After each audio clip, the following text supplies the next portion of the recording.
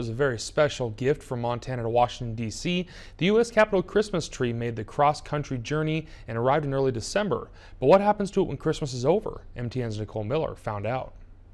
3, 2, 1. Today! Speaker Ryan and 11-year-old Ridley Brandmeier of Bozeman officially lit the Capitol Christmas tree back in early December.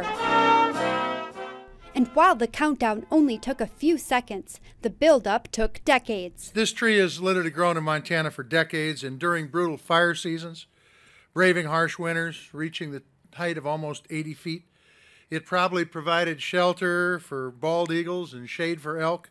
As a seedling, the Engelmann spruce was nourished in the rich soil of Montana's Kootenai National Forest. This Christmas tree not only represents the strength of our holiday spirit, it represents the strengths of the nation and our great state of Montana. Take a moment, look up. It is no surprise that this tree came from the Treasure State. Folks from across Big Sky country came together to decorate it with handmade ornaments. This isn't one of those Clark Griswold trees that you can put in the corner to hide the one blemishes. Chris Savage is supervisor of the Kootenai National Forest. He says in the end, the tree will essentially be part of the Capitol grounds forever.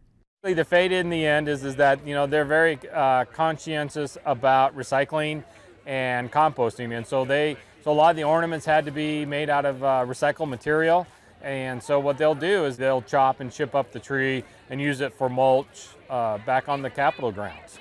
Reporting in Kalispell, Nicole Miller, MTN News.